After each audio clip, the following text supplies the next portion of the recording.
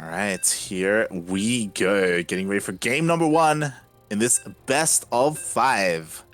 And of all maps, so we're letting in on this one. Yeah, definitely. It's definitely a little bit of a shame to see Purity and Industry so far for it, but I gotta tell you, like, I admire the balls on Seither.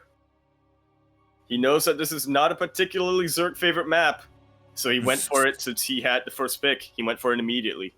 Yeah. And speaking of the first map, here it is. It is, in fact, Purity as well as Industry. No, Purity and Industry, LE. LE, of course, stands for passion. It stands for honor and stuff like that. I thought it would go into a bit smooth, but it wasn't quite smooth. In the 3 o'clock-ish position of the map, spawning in the 3 o'clock-ish position of the map, we have got a blue Terran all the way from the land down under. He is going to be representing Mindfreak SC, the man who escaped from Tarkov, the, what was it, 2-time ESL Open Cup Fueled by Dare champion? We have Seither.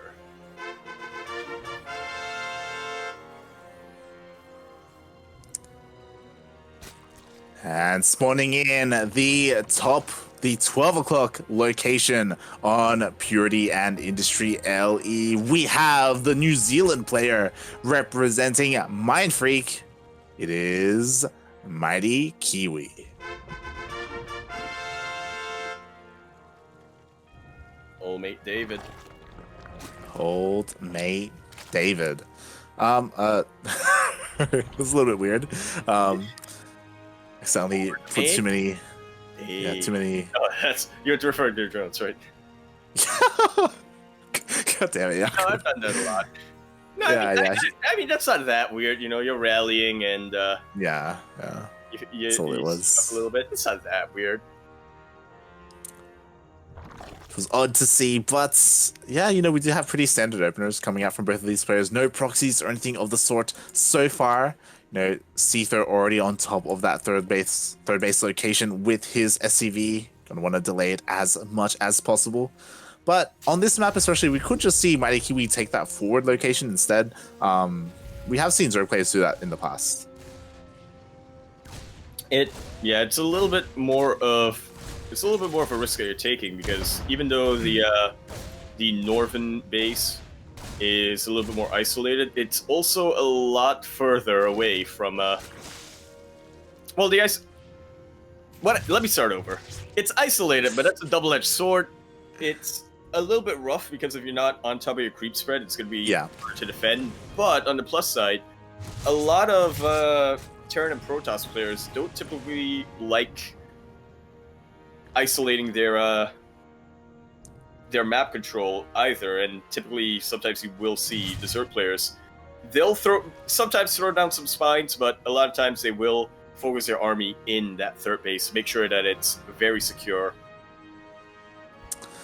Yeah, and we do see MightyKiwi did opt to take that upper left corner base as his third, opting to go for a bit of a less of an aggressive third as well. That's also something that we do see. Someone like Mio Micah is more commonly takes that forward location to like rush units across the map faster as well. So yeah, it does also kind of come down to the play style of the Zerg player, I feel.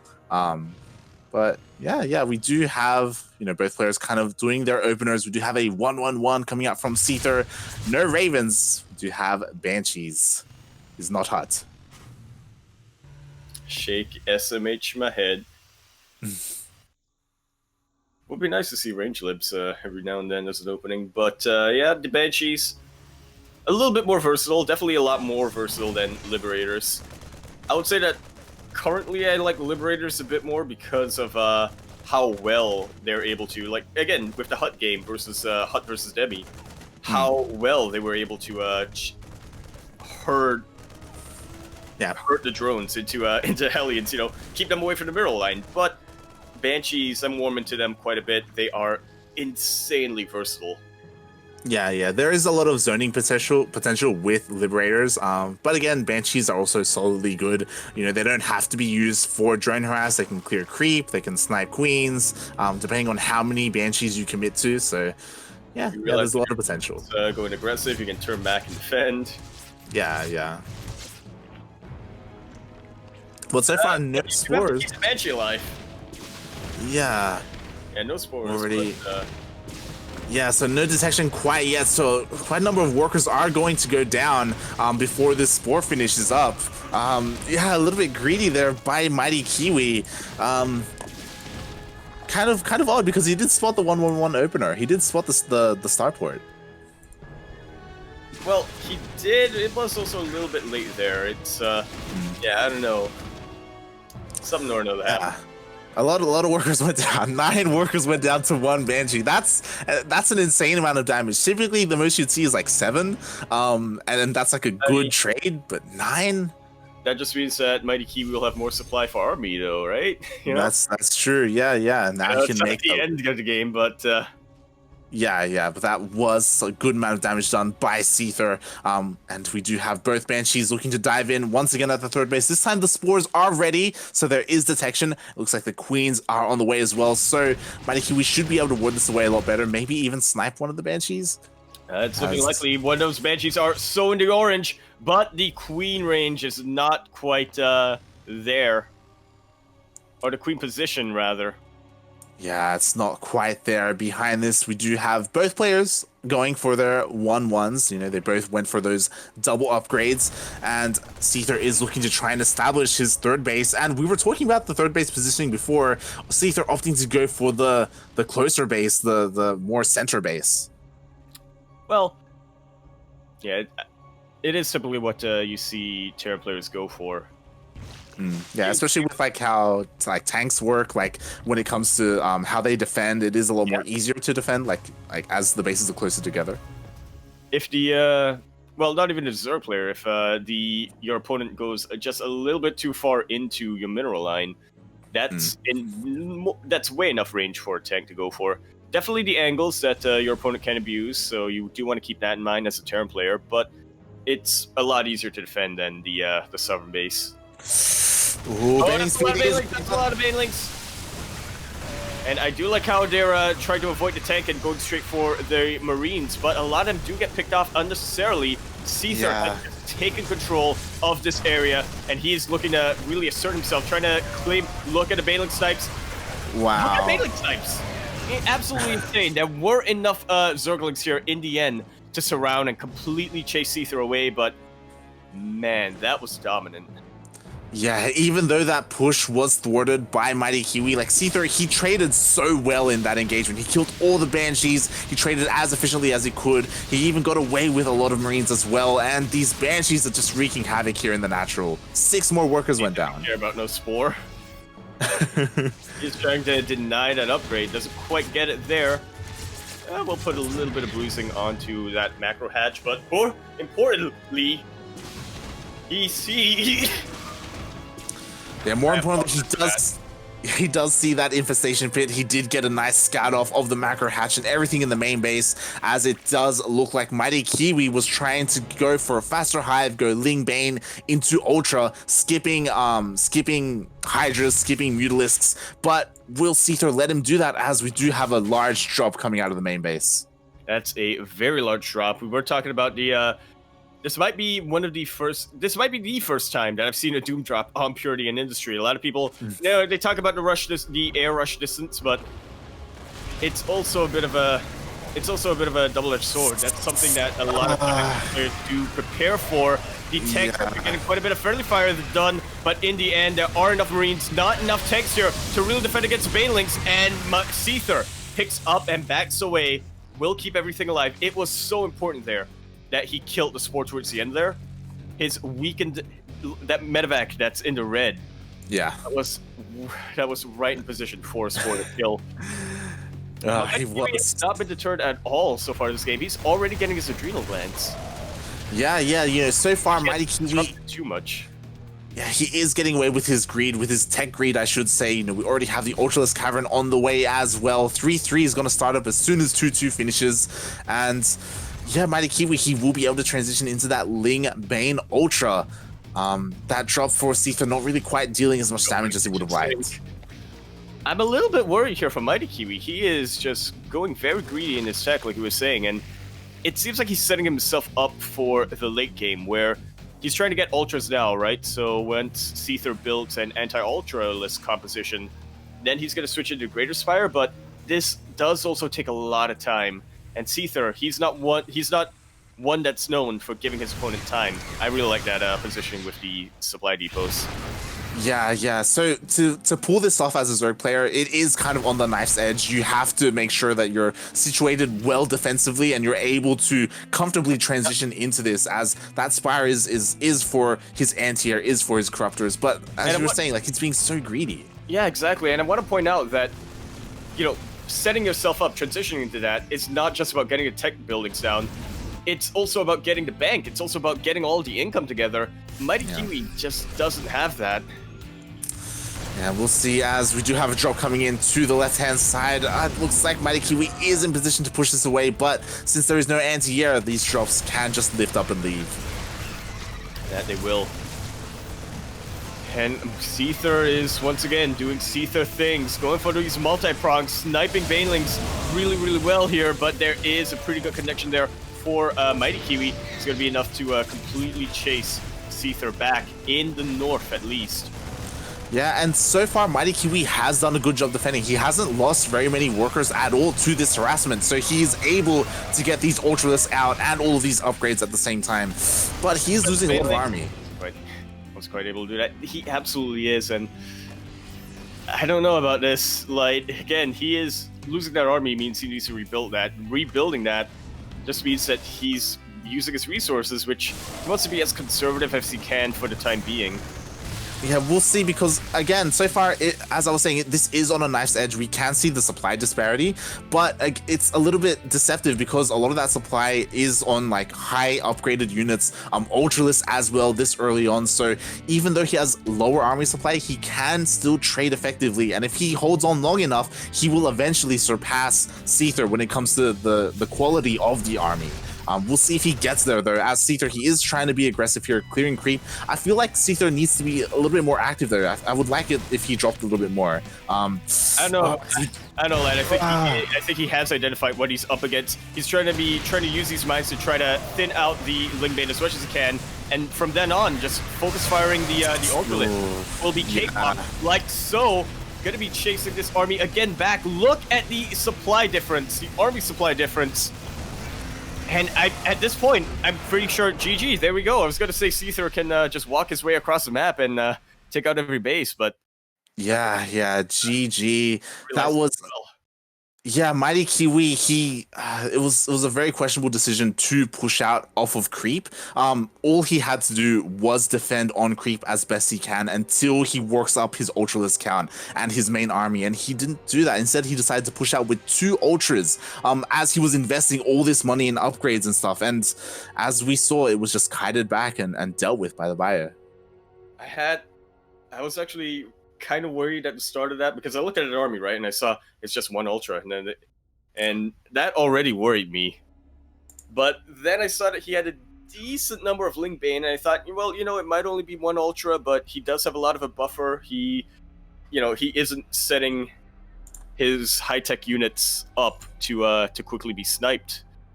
But then I saw the mines for Seither. Yeah. I mean, the mine shots were really good, and again, I don't like the call of pushing off of creep with your ground-based army like that. I'm not too sure what prompted MightyKiwi to do it. I think maybe he saw an opportunity, but it was very deceptive.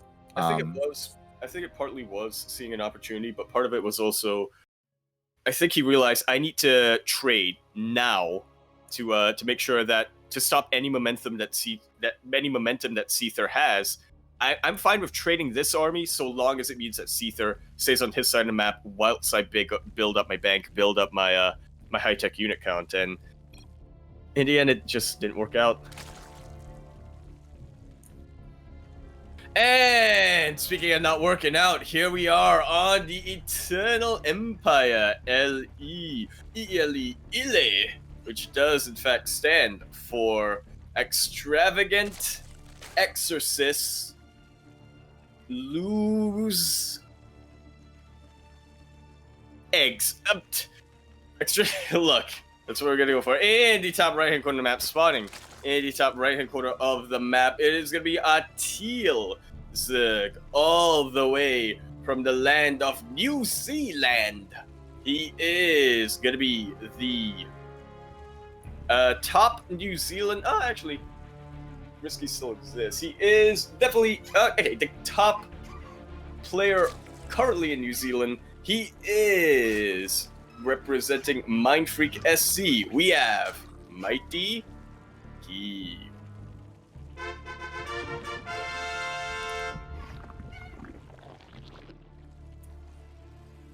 And spawning in the bottom left-hand corner of Eternal Empire LE, we have the Australian Terran representing Mindfreak Gaming. It is Seither.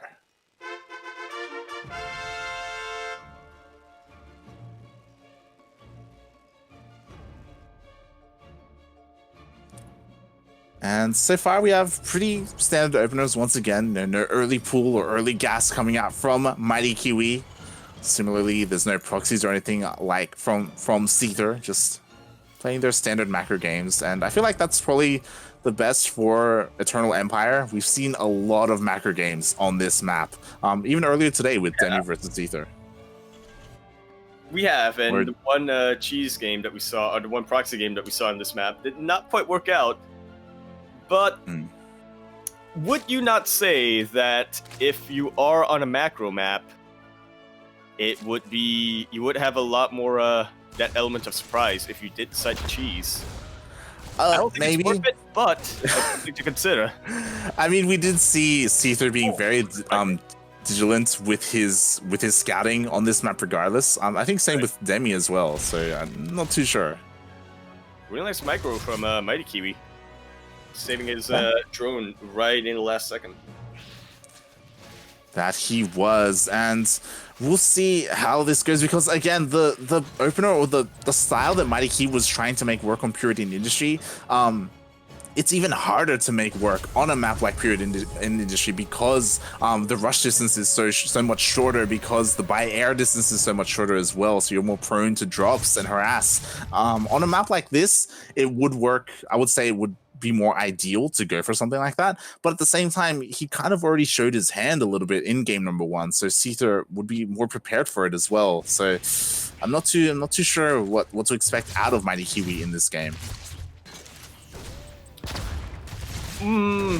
Yeah, it's definitely gonna be something that's up to speculation. I don't know, I think it would. I think that Quick Hive can still work. He just needs to, you know, chill out a little bit, you know, take his foot off the gas when it comes to teching up so quickly. He wants to eventually transition in that instead of rushing towards it. Yeah. Again, like his style that he played in game number 1, I feel like would work a lot better here. I don't know if it's wise to do the same thing 2 games in a row. Against a player like Seither, as we do see Seither, he is mixing things up. You know, game number 1, he went for Banshees. This game, instead, he is going for that Liberator. Always nice to see, which, I mean, based on the success that he's had with Liberators on this map in TvZ, can you really blame him? Now, MightyKiwi is already prepared for this. He does have a Spore already being made. Good scout with the Overlord over in the main base. He's this gang of Reapers and Hellions, so I imagine it's like a...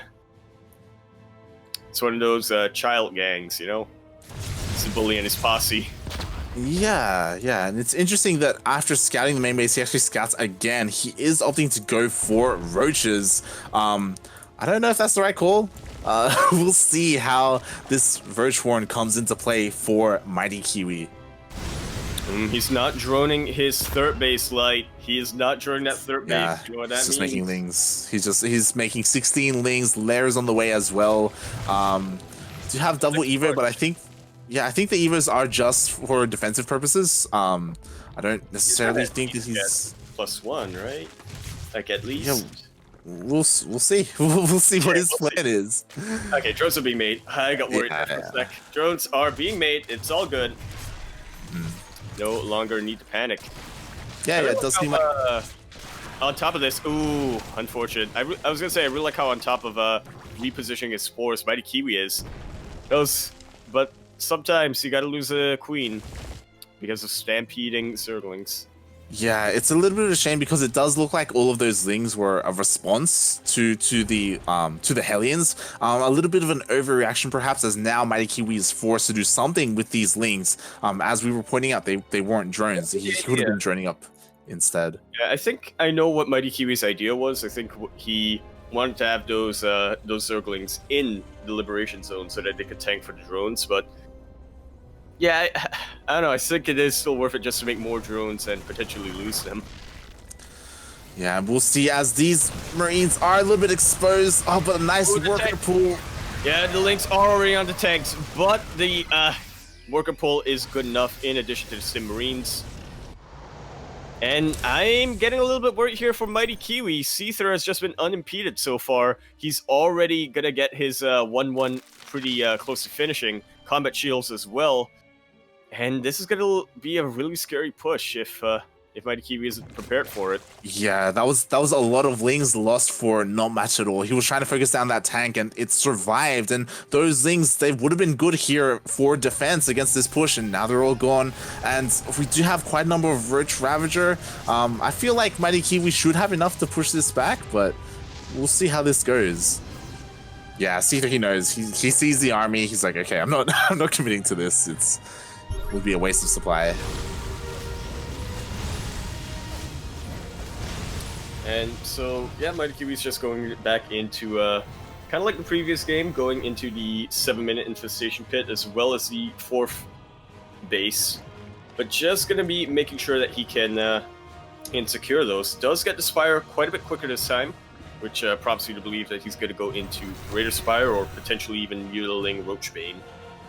Yeah, this is a more of a, I don't know if I want to say standard, but more common. I don't think he's gonna be getting ultras anytime soon. He's working on his range upgrades to Roach Ravager Corruptor is gonna be what he goes for. But oh my god, The Hellions are in, and there were not any links here to body block those. Roach had to get in, but not before losing a bunch of drones. In my estimation, about 7, maybe 6. Yeah, now we do have this Bioforce pushing out for Seither, and Bio does trade fairly well against Roach Ravager. He's just stimming forward, but backs off. Yeah, I mean, Seither could take that if his Star Stepping was on point, but you don't want to be risking that too much. Yeah, I think he probably also still. Yeah, the Queen's there with all that energy as well for Transfuse, like, would have been a little bit dicey. Opting to go for a drop instead. Yeah, it's risky on the Marines, but it's also risky on your wrist, man. You don't want to be losing that too quick. Not this early in your career, that is. Is Avrisky's wrists bad? Is that what you're saying? Does he stutter step a lot? I couldn't tell you. Maybe there's a reason why he doesn't play Terran. But yeah, we do have Seither situated quite nicely here on the other side of the map. He hasn't scouted the Spire. I'm not too sure we're going to see Mulus though. We'll see what he ends up doing with that tech, as the Infestation Pit and the Spire did finish up for MightyKiwi. Still no Hive. Yeah, which is interesting. MightyKiwi might just have realized not to invest too much too early on into there. Tech. Okay, yeah. That's a Hive. There it is. Yeah, I think we're gonna see some Infestors coming out because good fungals, man. Nope, not yet. Anyway. Yeah, his Hive was just a little bit delayed, but Bailing Siping, it's pretty good. Yeah, that was the opportune moment for Seither, as Bailing Speed only just finished up. It wasn't there for that engagement. And we do see MightyKiwi situating himself, getting another base behind this, working on his Hive. 2-2 is going to finish up as well. And this ground army is not looking too bad for MightyKiwi. It definitely isn't. It will definitely depend on where, how he catches Seither's army. Yeah, He yeah. Like absolutely needs to catch the tanks on siege, you know, catch the army while it's moving out. Doesn't want to be going into a fortified position like this. Yeah, he has to be so careful if he engages off of creep. And again, I've seen worse armies. You know, I've seen just pure Ling Hydra. We both have, and that cannot end well. I do like the addition of Banelings here. So as long as he fights on creep, I do want to favor MightyKiwi a little bit. I do like the additions of the Banelings, but he is foregoing them Hydras. You can't have Hydraling Bane without the Hydras. Am I right? That's true. Explosions are just shutting down everywhere. Corrosive Biles are actually doing a really good job. MightyKiwi might have just found the angle to concave on top of this army. Seither is a hidden army supply, but not only is a lot of them in medevacs, a lot of them are also back, not in this fight. This drop is doing so much already, though, and it is looking like it's going to get way more. Does have to back away once he sees the Banelings. Honestly, Seither is back in this. That could be a game-ending move. He sniped the Baneling nest, which means no more Banelings will be morphed in after a big engagement where he lost the majority of his Banelings. If Seither pushes out soon, then MightyKiwi could just be caught with his pants down. Like, no Banelings at this opportunity, at this moment. Well, the saving grace here is that Seither, or MightyKiwi rather, did trade main armies of Seither. So Seither has rebuilt it. He is in a really good defensive position, but it's going to be a while before he moves out again. Yeah, he's trying to make something happen with this Roach Ravager as he is trying to deny this 5th base for Seither, but he's also getting caught out a little bit. Oh, but it doesn't look like there's enough buyer here for Seither to apply any pressure here. No, it is not. We're in a bit of a standoff right now. These two armies staring each other down. And they're both just trying to find that opening, or MightyKiwi more so than Seither, as he's really relying more on his drop here to do damage. I was ready for that drop there. That Baneling was getting pretty close, like. Yeah, and something that's odd is we do have Ultralist upgrades on the way. Ultras will be coming up fairly soon. That Spire was thrown down a long time ago, and it still hasn't been used. Could have turned into a Greatest Fire. Is working on that +1 range. +1 fire attack. Well, I mean, all flyer attacks are ranged. This is getting really far off creep. Oh, MightyKiwi might be overextending quite a bit here. The tank position from Seither is just about perfect, but the Biles do manage to land down. The concave is there for MightyKiwi, and I'm worried for MightyKiwi because of just how much he lost, but again, Seither is not in a position to move out, but it just might not matter because of this drop. Yeah, he did snipe the Spire, wasn't able to do anything with that in the end. Does kill a couple of workers as well. This drop just dealing so much damage, forcing the army back home. But to be fair, there are Ultralists coming out for MightyKiwi. We'll see how he can force an engagement. And yeah, Seither, he's just continuing to apply pressure. He's maxed out. Like, why not? Why not? Again, this is the part of the game where you really don't mind throwing away drops like this because you can rebuild them pretty dang quick. As evidenced here by Seither. Lose that drop, already maxed. Yeah, and MightyKiwi has to be a little bit careful here. He is engaging off of creep, but there isn't too much buy here to protect the tanks. But there are just so many tanks here. The positioning is so good. He has 3 behind this. Reinforcements. Ultralists are already down, and what does MightyKiwi have left? Nothing is the answer. GG is called, and Seither already on match point. GG.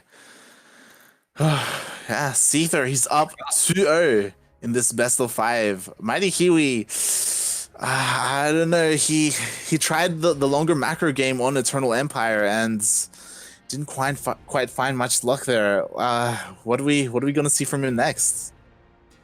2 base Muta. 2 base Muta against Seither? Yeah. I'm gonna direct you to Miyamika versus Seither in the finals when Miyamika went 2 base Muta and died to a 2-1-1. It could work. It could work if it is unscattered. We'll see. We'll see what MightyKiwi goes for. As we are getting the lobby ready for game number 3. I'm just saying random words now. 3 base Ultra. 2 base Queen. part of me would like him to. It's hard to say. Part of me would like him to be I more too aggressive. like Base Infestor.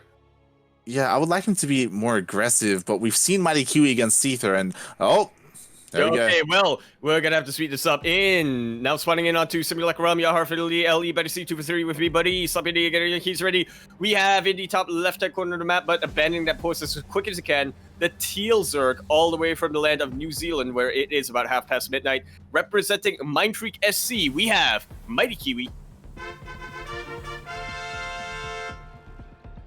And spawning in the bottom right-hand corner, we have the Australian Terran player representing Mindfreak getting drone rushed. It is Seither.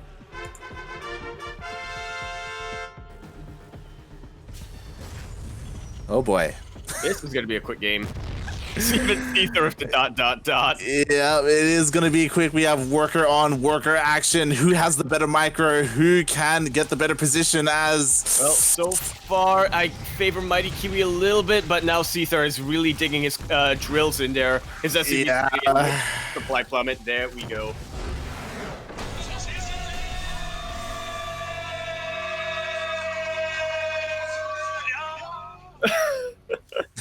you know, like he hurt you. He hurt you when you said, he tried to go for that longer macro game on Eternal Empire. Didn't quite work out, and MightyKiwi just thought, aha, I know what has to be done.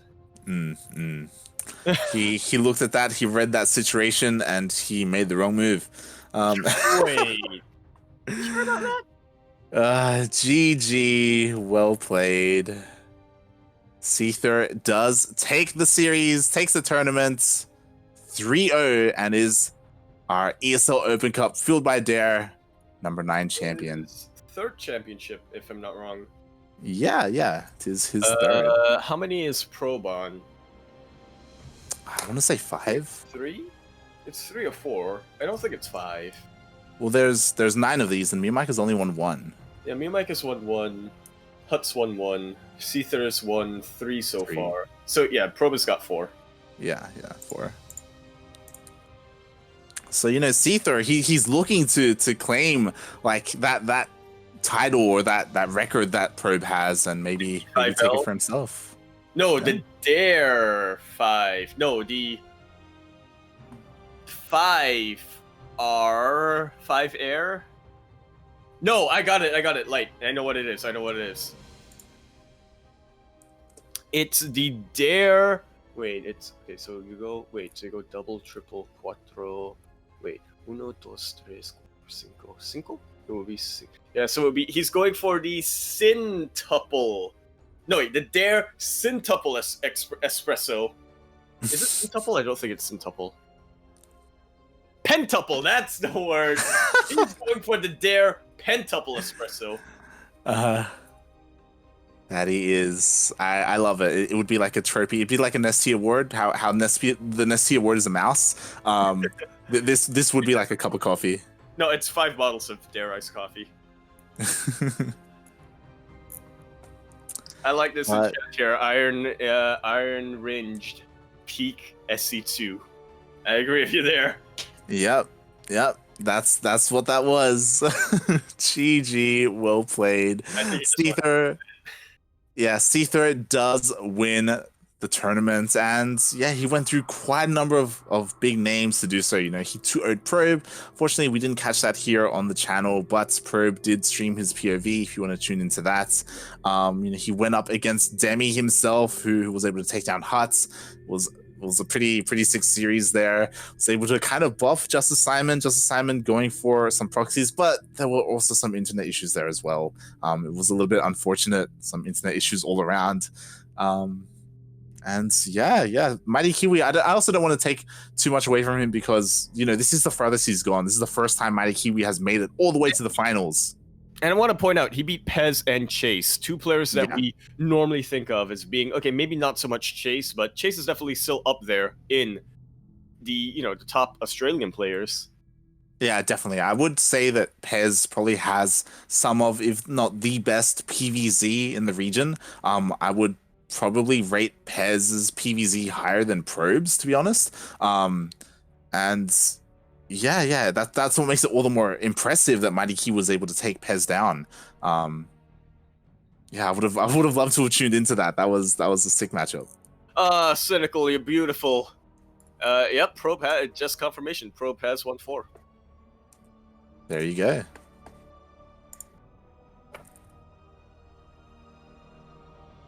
There you indeed go. Yeah, we're just trying to. We didn't think it would end that quickly. We're just trying to find a ways to fill this before we have to say goodbye to all of you. Yeah. Again, and that's what more is there to say? The MightyKiwi, he tried as best he can, opting to go each game. He opted to go for like a faster hive style. He opted not to make any hydras or mutalisks whatsoever. So it was cool that he tried to make it work. There were definitely opportunities there, but Seither, he was just solid throughout that entire series, throughout the entire day. Absolutely. Did he drop a single map? That's a... He didn't. He didn't. Dude. Yeah, look at that. And I look forward to Saxy, who will be interviewing the winner of this series. It's either going to be like, yo, I didn't play Tarkov this week and I won again. What, what happened? It was really strange. I played Tarkov last week and I wasn't awake in time for the ESL. I might have been. I was playing it late into the night, but the night before. But that shouldn't have any effect on it. Yeah, and again, GG, well played to Seither for his win. As again we were mentioning before, only the first place does get prize money. It is winner takes all. It's a little bit cutthroat. Yeah, Australia is literally max, in case anybody was wondering. So that would be why. Yeah, definitely. And yeah, there we have it. As we close off, Yaku, why don't you tell people who you are and what you do? TV/Yakuzaku1, Twitter.com @Empora Yakuzaku, ! Discord over there in the chat. And you can find a link to the CranKy Ducklings Discord server where I will be there. Other than that, buy my shirts. What about you, Light? Yeah, Light_VIP on Twitch and Twitter. You can find me there as I do stream occasionally. Also tweet when we go live. Again, shout out to Kuro, 16th Squad Senseki. She is our main observer. She handles the production. You can find her at 16th Squad S on Twitter. And yeah, she is our information fairy, if you will. Yeah, she does a lot for the community. She does a lot on Wikipedia. She, works on StarCraft Esports Twitter as well. It's kind of a lot of projects that we work on, and this is but one of them. And yeah, more importantly, follow the CranKy Ducklings. CranKy Ducklings here on Twitch and Twitter. We are live normally 6 days a week. Now 5 days a week, I believe, as Spicy League is done, and we are having a little bit of a break there. I'm gonna be enjoying staying in bed on Thursday. Yeah, we're gonna enjoy a little bit of a break, as our next broadcast will be this Friday. Will be SEA Duckling Open number 79, which is our bronze to diamond tournament. Yeah, so if you're an amateur player, if you're interested in participating and competing, if you want something to work towards, then yeah, that's something that we host bi-weekly. We'll be at, I believe, 6 or 7 p.m. KST. I always mix it up. But yeah. 7 p.m. KST. There we go, 7 p.m. KST. And I believe that'll be it for us for today. Thanks everyone for watching. I hope you enjoyed the series, the games. And we will be raiding someone after this. So stay tuned. As I do look through it, it will most likely be Vivid. So stay tuned. We'll be raiding Vivid. So give him some support. He did play in this tournament earlier. And yeah, he's a great Australian Zerg player. So give him some love. All of it.